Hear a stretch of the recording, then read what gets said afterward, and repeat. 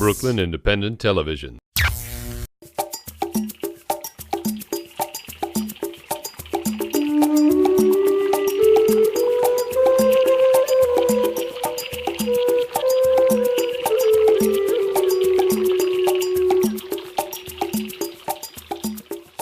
As adults, it's so important for us to be right. I mean, we go through our entire adult lives like thinking of arguments so that we can prove ourselves to be right. And in poetry, there really is there's no room for that. It's really just open to whatever it is that you think. And I think that's what attracted me to poetry to begin with, is I felt my imagination completely opening, because I thought, here's a place I can't be wrong, because anything I say or think or feel is just what I think, and it's fine. I was getting so excited about assignments that my 6th grade teacher, Mrs. Pizzo, would give to me, and she would always assign every single Friday a creative writing assignment, and I would go home and I would just go crazy and work on these stories and make little mini books that I would bring into her by Monday morning. And I remember she was really, really into giving me fantastic grades, like A++++++, and just her showing interest in me at that very early age, I started becoming very interested in poetry. But it really wasn't until college that really gives us the tools to understand something. So I had a college professor, and he kind of pulled me aside and just said, I think that I see a poet in you. I think that you can one day be a poet, and I also think that one day you can be an educator and a teacher. I oftentimes look to this picture a lot when I'm thinking about my work. And this is a sort of classic picture of my family. This is my grandmother, Chang, and her husband, who is in the army in China. This is my mother, and you just met her. She's the little girl here. And these are all of my uncles sort of scattered around them. This little cute little girl in the bunny outfit is my aunt, and there's an interesting story about that because there's a poem about her in the book Half-Lit Houses. Giving the Girl. Hunan, 1942. Born, I wrapped you in deep blue and sewed a sickness in your throat. I gave you away to a farmer who trained you to be his son. These skies disappear in my arms, one world lighter. This heaviness crushes me to pieces. Absence, a door swings to shut its shadow. Your brothers are a terrain as untouchable as birds. Dark-haired boys hiding behind my legs, 2 white trees. I am whispering a story to myself I would have told to you. You visit me in dreams and sit in me and ask me why I am lost. Outside, there is a whole plantation made of your face.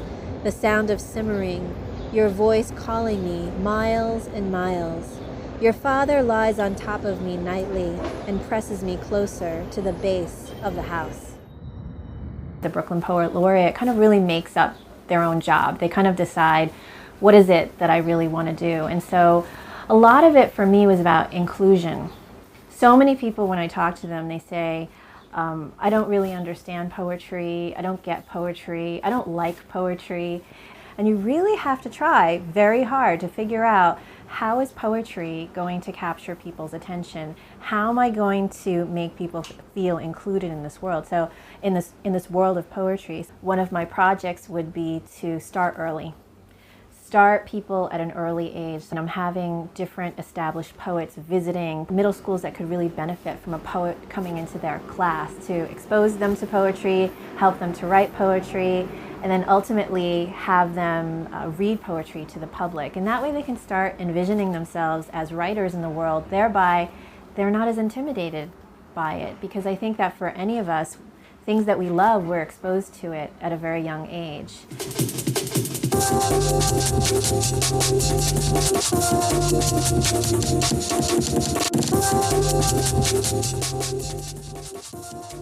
They've been doing the Poets House walk for the past 15 years, and they've made this pilgrimage. About 250 people walk across the bridge over to the Brooklyn side. And the people are just comprised of everyday, normal people who are interested in poetry, who want to hear poets read on the Brooklyn Bridge. I will never tell you the meaning of this poem. Just say, she wrote it and I recognize the reference. Please let it go at that.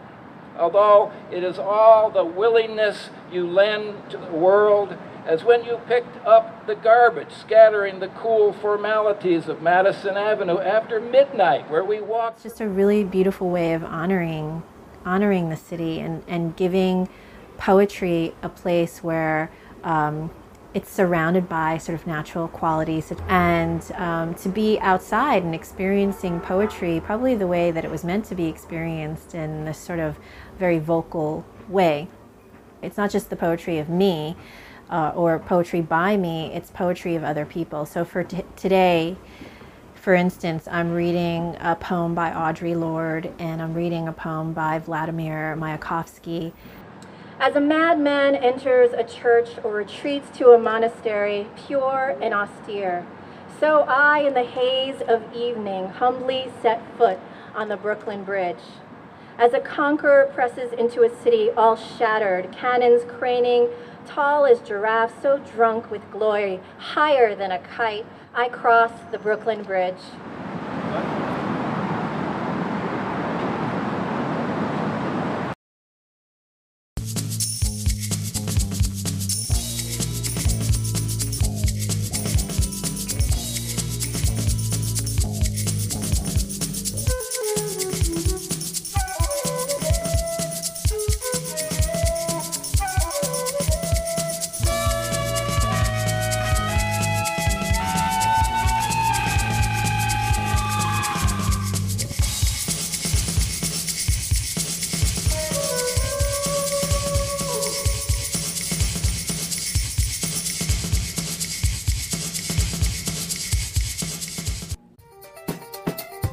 Brooklyn Independent Television on the BCAT TV network.